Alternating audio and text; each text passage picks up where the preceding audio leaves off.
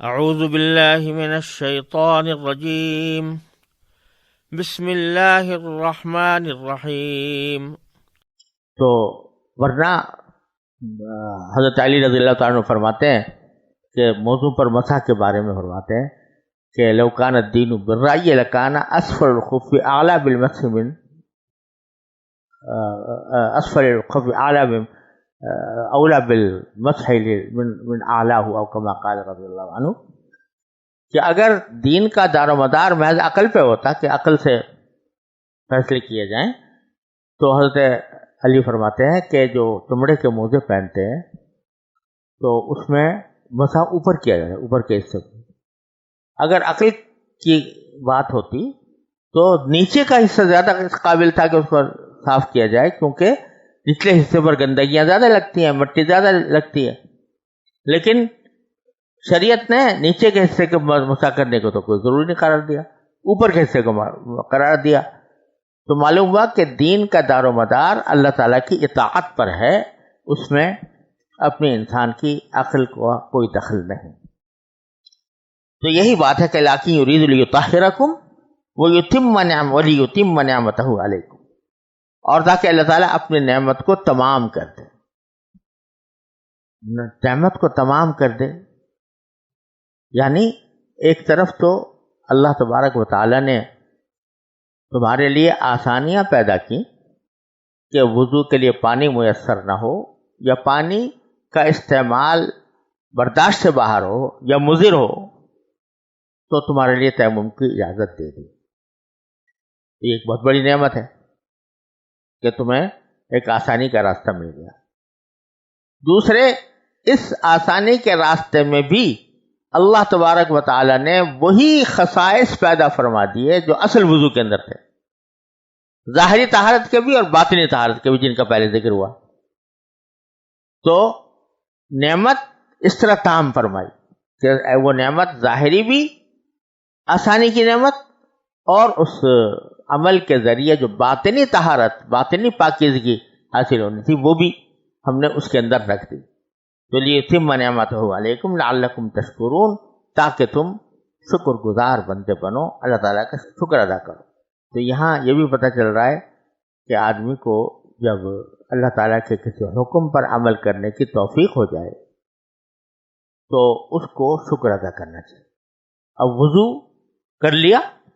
اللہ تعالیٰ کی نعمت ہے، اور اس کے ذریعے ظاہری باطنی صفائی بھی حاصل ہوئی،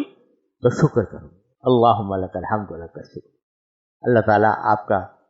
کرم ہے کہ آپ نے یہ وضو کی نعمت ہمیں عطا فرمائی، اس کو ہماری ظاہری اور باطنی طہارت کا ذریعہ بنایا۔ وَاذْكُرُوا نِعْمَتَ اللَّهِ عَلَيْكُمْ وَمِيثَاقَهُ الَّذِي وَاثَقَكُمْ بِهِ، اور اللہ نے تم پر جو انعام فرمایا ہے اسے،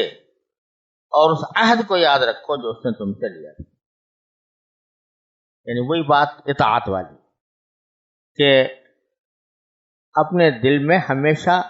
یہ نور اپنے دلوں میں رکھو کہ ہمیں ہر حالت میں اللہ تبارک و تعالیٰ کی اطاعت کرنی ہے، اور یہ ایک عہد ہے جو تم نے اللہ تبارک و تعالیٰ کے ساتھ ٹھہرایا تھا،